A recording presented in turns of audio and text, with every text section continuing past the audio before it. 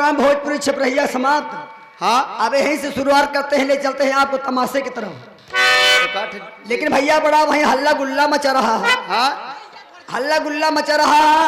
यही मेरे श्री गुरुस्वामी कही गया हाँ कहा कहिए कि भाइयों हमारे भारत का बिगड़ा हुआ जमाना, कैसे बिगड़ा हुआ जमाने का बतावा। भाइयों हमारे भारत का बिगड़ा हुआ जमाना जहाँ पे होवे कथा भागवत, वाह भैया। जहाँ पे होवे कथा भागवत वहाँ पे शोर मचाना, हाँ और जहाँ हो अल्लाह नौटंकी 3 कोस तक जाना। ये तो बात सही है। बजा नगारा नौटंकी का, बजा नगाड़ा नौटंकी का, बजा नगारा नौटंकी का लौंडे बने जनाना, नाचे गावे तोरे तान कमर 3 बल खाना। ए भैया हाँ भैया 60 साल के बुढ़ऊ दादा, 60 साल का बुढ़ऊ दादा, 60 साल के बुढ़ऊ दादा नौखिल दुल्हन लाना, हाँ मुहमा इनके दांत नहीं बा रोजे सतुआ खाना। अब भैया ही बतावा जब मोहम्मद 60 साल के बुढ़ऊ दादा मोहन दांत नाई ने सेतुआ न खाई है बेचारे का चना चबाई है। ए भैया शंकर जी बोले पार्वती से, क्या बोले? शंकर जी बोले पार्वती से कलयुग ऐसा आएगा, सही बात है। इंटरनेट से बच्चा होगा मर्द खड़ा रह जाएगा। समय आने वाला है टेंशन मत करो भाइयों। कि राम हो नजरिया यादव छैला से लड़ी, कैसे लड़ी? राम हो नजरिया यादव छैला से लड़ी, अरे कि रामा जोड़ी मिलाए बानहले पे कहला नजरिया यादव छैला से लड़ी।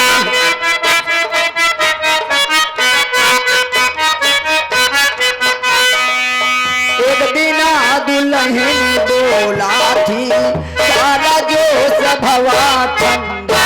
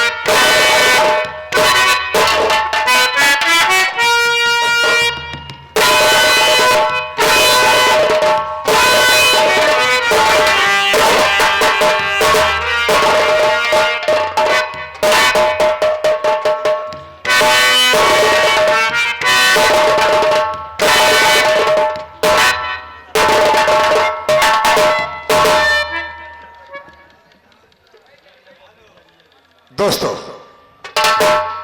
सबसे पहले लीजिए मेरा परिचय। मैं कहां से आ रहा हूं, मैं करता क्या हूं, मेरा नियम असूल क्या।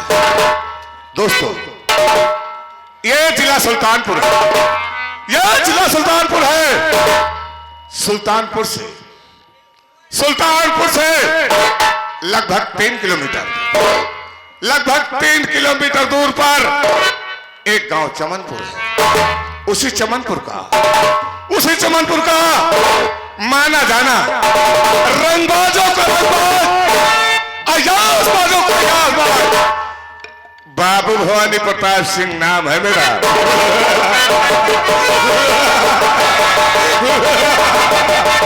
अब तक पूरे चमनपुर में हमारे खिलाफ किसी ने आवाज नहीं उठाई। अगर आवाज उठा दिया तो मैंने उसका नामो निशान इस चमनपुर में वही हुआ है जो मैंने चाहा। हमारे खिलाफ, हमारे साथ आज तक किसी ने आवाज नहीं उठाई। चलता हूं इस जमीन पर, चलता हूं इस जमीन पर, जमाना गिड़गिड़ाता है, लगते हैं मेरे नारे, पलक आंसू आता है। मेरे भय से कांपता पृथ्वी पौन है, मैं हूं जोधानगर का, हमसे बढ़कर कौन है? दोस्तों, मैं बहुत छोटा सा था, तभी मेरे माता पिता ने मेरी शादी कर दिया। मेरी शादी कर देने के बाद मेरे माता पिता का स्वर्गवास हो गया। दोस्तों, मैं अपना गौना अपने हाथों ले आया। गौना ले आने के बाद मेरे दुल्हन की डोली जब हवेली पर आई, लोग दुल्हन उतारने लगे। मैं दूर पर खड़ा था, वहीं से देख रहा था। मैंने क्या देखा, जब मेरी नजर दुल्हन के हाथ पांव पर गई, तो वो साली बड़ी काली है। पूरे 1 साल बीत गए, पूरे 1 साल बीत गए, आज तक मैंने अपनी पत्नी से बात नहीं किया। जानते हो क्यों? क्योंकि मेरा वसूल है, मेरा नियम है। इस चमनपुर में जो कोई लौंडिया मेरी नजर में आ जाती है, जब तक उसके साथ ऐसा आराम नहीं करता, तब तक चैन की सांस नहीं लेता। इतनी देर हो गई, इतनी देर हो गई, मुझे हवेली पर आए हुए कोई नौकर नजर नहीं आया। अबे राम भोन,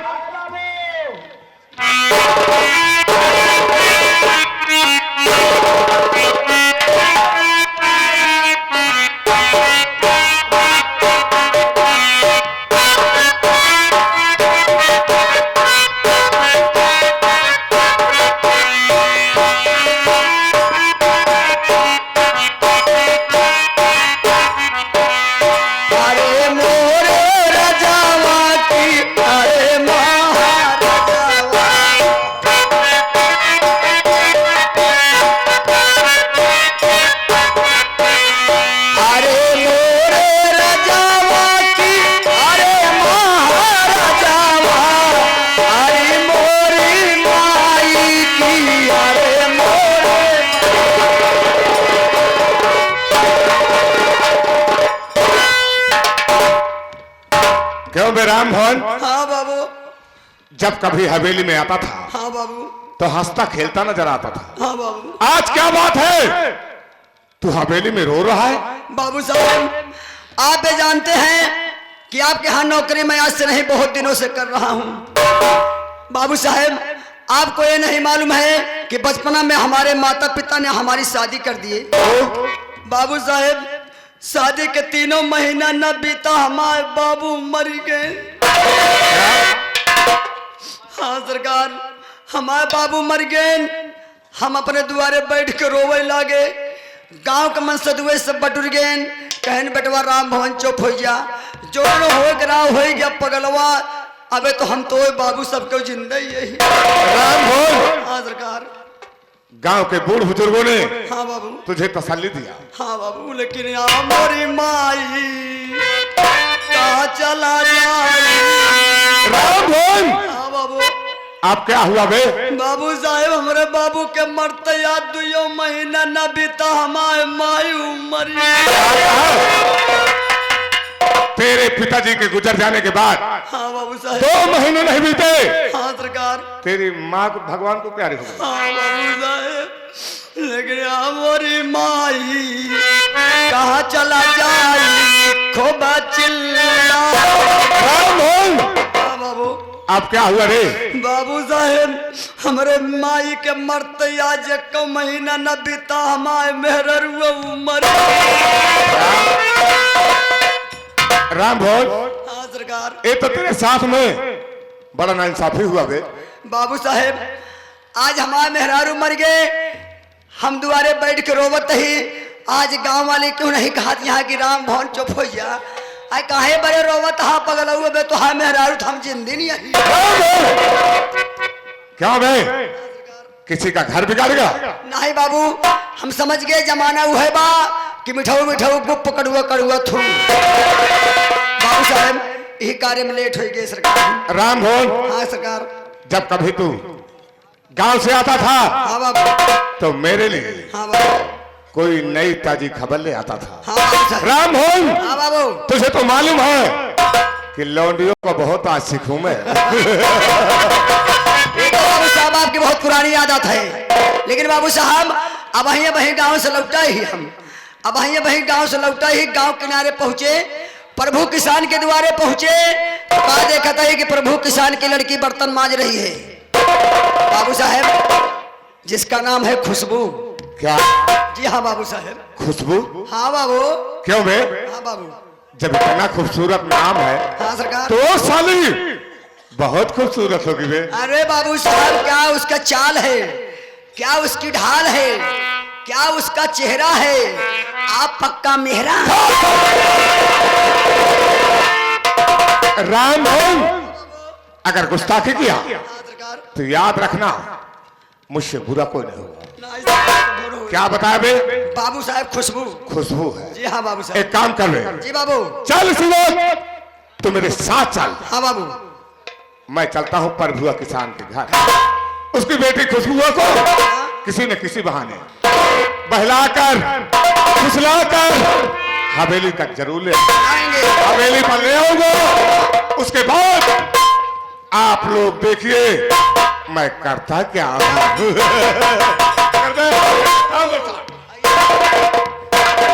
भैया आजकल भारत देश में कलयुग जमाना में कहन की दारू बदनाम,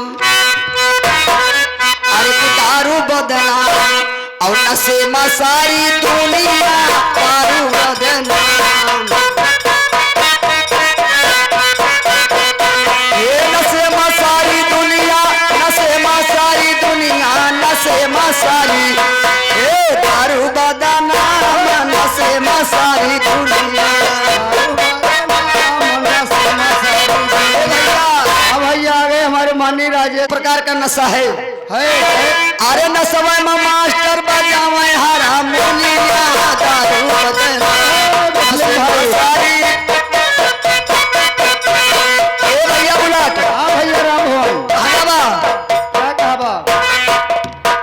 कहे केहू का गावे के नशा, केहू का बजावे के नशा, जैसे हमरे द्वारिकाधीश बजावत है। क्या कहते मुस्लिम भाई बजावत है। कहन केहू का गावे के नशा, केहू का बजावे के नशा, अरे नशवे में मोरे भाई हो गया ये नचनिया, दारू बदनाम, नशे में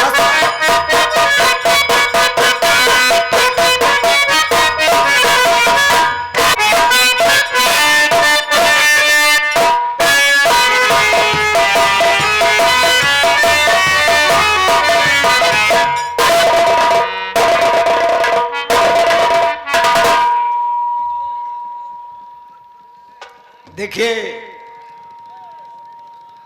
आए हुए दर्शकगण को पार्टी की तरफ से हार्दिक स्वागत, वंदन एवं अभिनंदन। ये हमारी बड़ी भाग्य है, हम आपके शरण में आए, आपका हम दर्शन पाए, हम सभी कलाकार आभारी हुए। बड़ी भाग्य से दर्शन मिलता है बाबूजी। और मैं सभी भाइयों से हाथ जोड़कर निवेदन करूंगा कि अगर आप शांति का परिचय देंगे तो हम आपकी नींद हराम नहीं होने देंगे, हम आपकी सेवा में कमी नहीं रखूंगा बाबूजी। आप लोग तो बहुत बड़ी बड़ी नौटंकी, बहुत बड़े बड़े नाटक, बड़े बड़े ड्रामा, बड़े बड़े कलाकारों को देखते रहते हैं, और एक कलाकारों का गढ़ है, एक से एक महान कलाकार आपके क्षेत्र में हैं। हम तो बहुत पुराने, बहुत छोटे आदमी आपकी सेवा के लिए हैं। ये हमारी इज्जत आपके हाथ है बाबूजी। देखिए आज के युग में हमारी समाज जागृत है, सब लोग शिक्षित है, पढ़ी लिखी समाज है। प्रोग्राम देखने के लिए दूर दराज से हमारे भाई लोग आते हैं और हमारी माँ बहन बेटियाँ आती हैं। तो गाने बजाने में जो हो गया तो सो हो गया है। और मैं चाहता हूँ कि मंच पर और सब लोग ये समझते हैं अच्छा बुरा क्या हो रहा, क्या नहीं हो रहा है, तो इसलिए गाने बजाने में जो हो गया तो सो हो गया। लेकिन मैं संगीत के माध्यम से मैं नहीं चाहूँगा कि असभ्यता का प्रयोग मंच के ऊपर हो, क्योंकि यहाँ जिस इलाके में जाता हूँ ये मैं जानता हूँ कि हमारा गांव है, हमारा घर है, हमारे परिवार के लोग हैं, हमारी माँ बहन बेटियाँ हैं। ये सोचकर हम प्रोग्राम करते हैं कि असभ्यता और अश्लीलता मंच पर नहीं होनी चाहिए, चाहूँगा।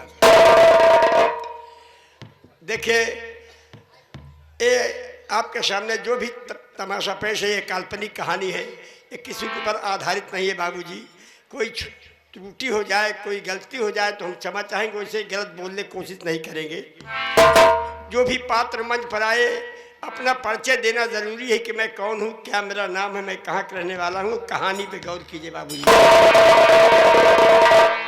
मैं चमनपुर गांव का रहने वाला हूँ।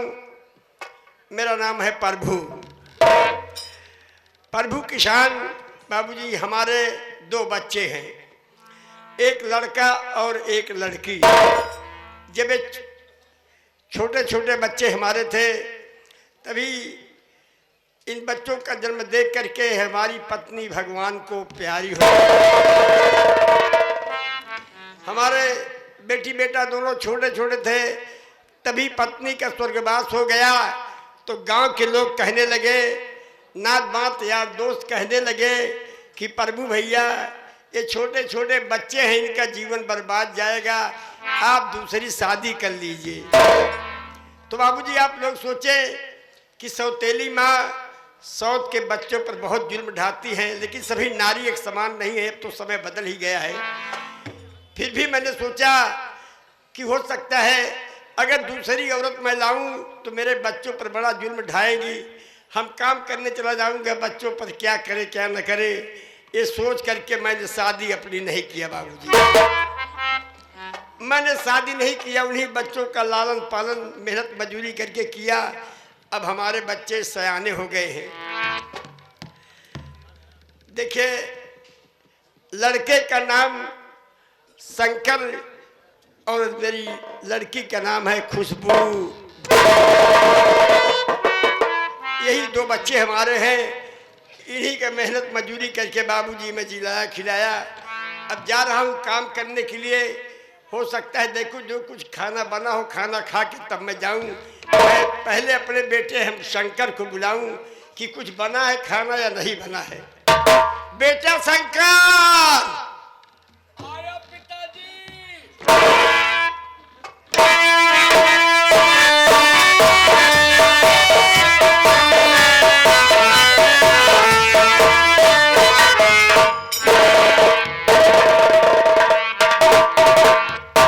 क्या बात है पिताजी, किसलिए बुलवाए? बेटा मैं जा रहा हूँ काम करने के लिए। यही सोच रहा हूँ कि कुछ खाना बना हो तो पानी उनी पी के तब जाऊं।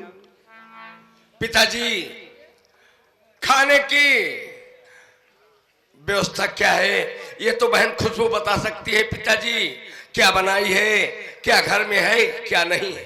तो खुशबू को बुलाओ, उससे जानकारी करूं कि कुछ बना है या नहीं बना। जी पिताजी। बहन खुशबू, पिताजी बुला रहे हैं बहन।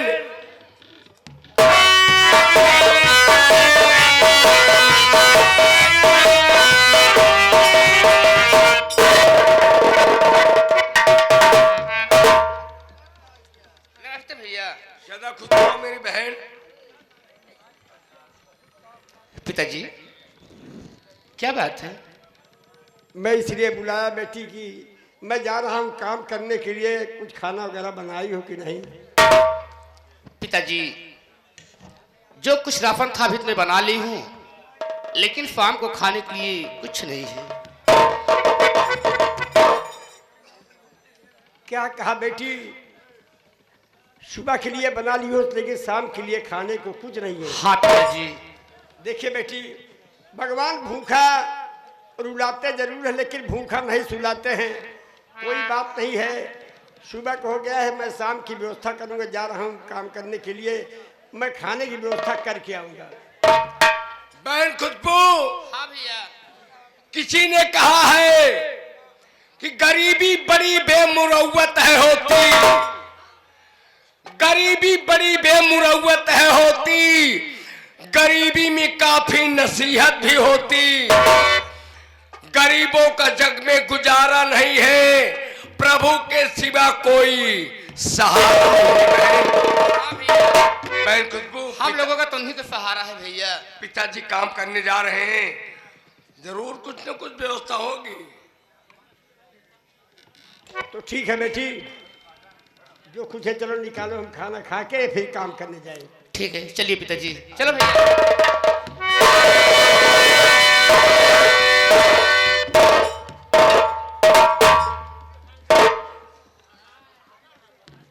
बाबू साहब जयराम जी की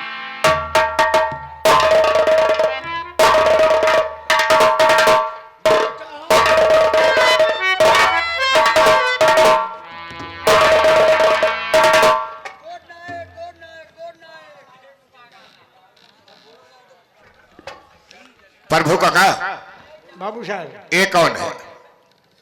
ये मेरा बेटा है। ये तुम्हारा बेटा है?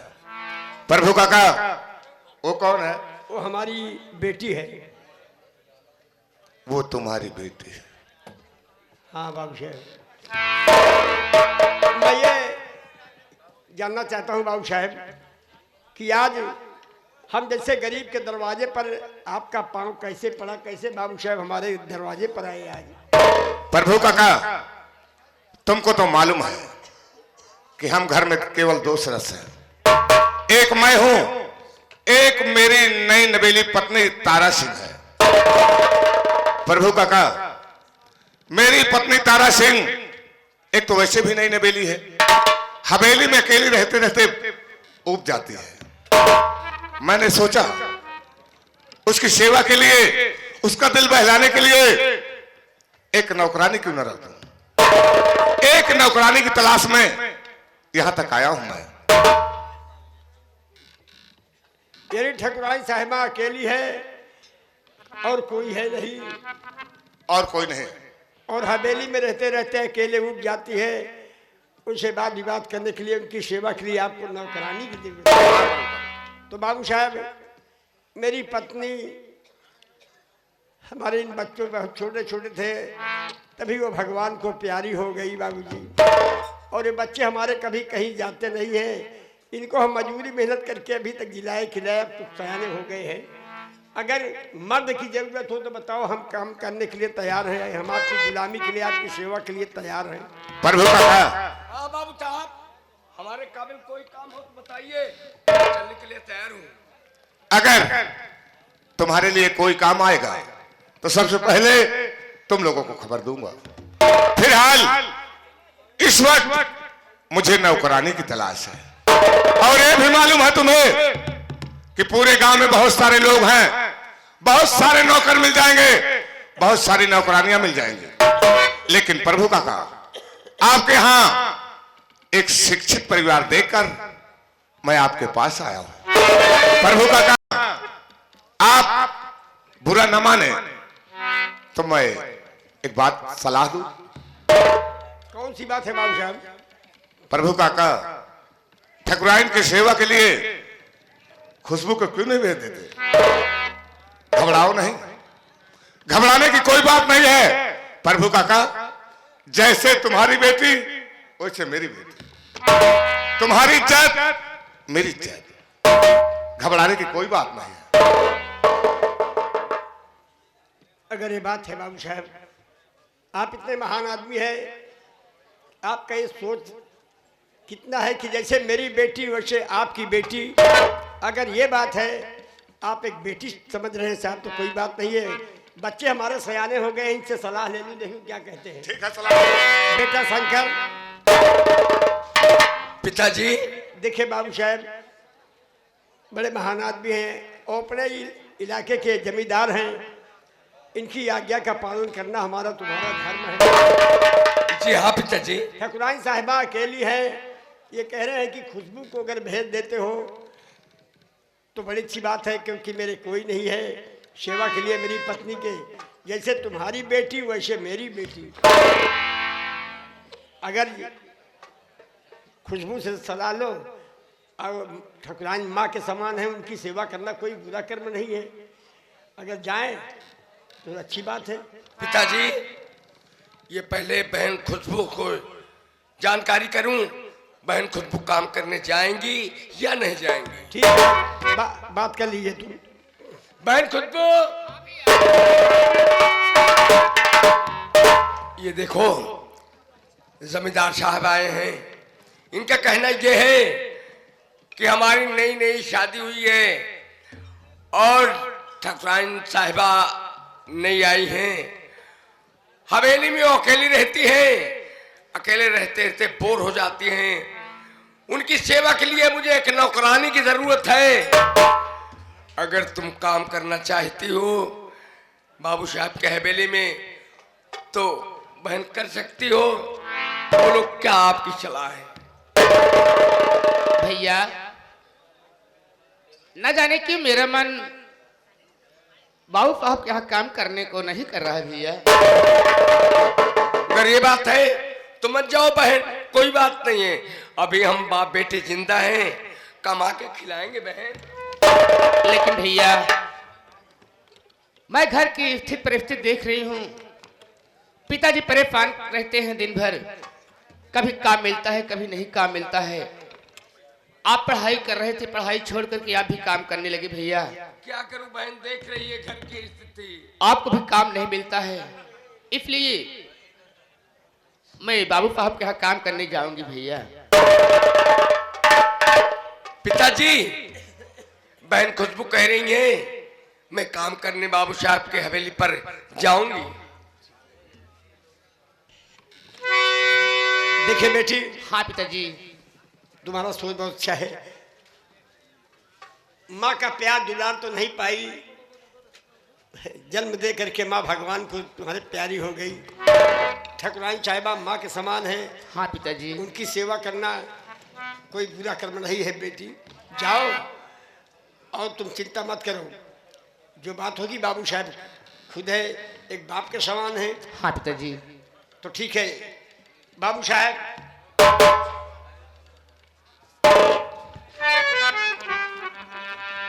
मेरी बेटी खुशबू ठकुराइन माँ की सेवा के लिए जा रही है। प्रभु काका आप चिंता मत करें, आज के बाद तुम्हारे झोपड़ी से लेकर तुम्हारे घर से लेकर हवेली तक खुशबू की जिम्मेदारी मेरी हो। आज के बाद खुशबू को 5,000 रुपए प्रतिमाह खाना कपड़ा मुक्त रहेगा। राम भोज प्रभु काका को 5,000 रुपए एडवांस के रूप में देकर खुशबू को हवेली पर लिवा कर आवे। हाँ भैया, बिहारी लाल जहाँ कहीं हो, आपको भारत लाल स्टेज के बगल याद कर रहे हैं। मिलने का कष्ट के धन्यवाद। प्रभु काका चिंता करे कोनो बात नहीं है। बच्ची जाए बाबू साहब के हवेली काम करे, 2 पैसा बच्ची कमा लगे, 2 पैसा भैया कमी है, 2 पैसा तू कमावे, घर की स्थिति बढ़ जाए। 5,000 रुपया एडवांस। और खुशबू आओ हमारे साथ में बाबू साहब हवेली पर। भैया राम भवन, देखना मेरे भाई, आप तो जमींदार के हवेली पे हमेशा रहते हैं। देखना मेरी बहन का ख्याल रखना मेरे भाई। जैसे वो मेरी बहन वैसे आपकी बहन मेरे भैया। ये तो ना हो पाए, जैसे कहा था तो है बहन वैसे हम बहन। ये ना हो कहे से कि एक बहन हमरो बा, आधा प्यार दुलार अपने बहन के दे, आधा प्यार दुलार तोहरे बहन के दे। कोई बात नहीं, चिंता मत करो। खुशबू आओ।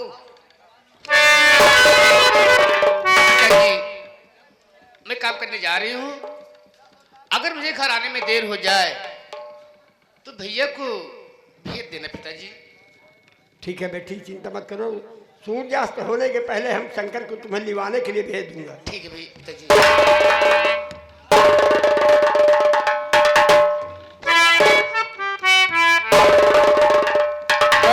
अपना ख्याल रखना, ठीक है? देखिए मैंने कहा था ना बेटा, भगवान भूखा रुलाते जरूर है लेकिन भूखा सुलाते नहीं है। जी बाबू साहब देखो, इतना पैसा एडवांस दे के जा रहे हैं, चला हूँ खाने पीने की व्यवस्था कर लिया जाएगा पिताजी। ठीक है चलिए मैं आ रहा हूँ।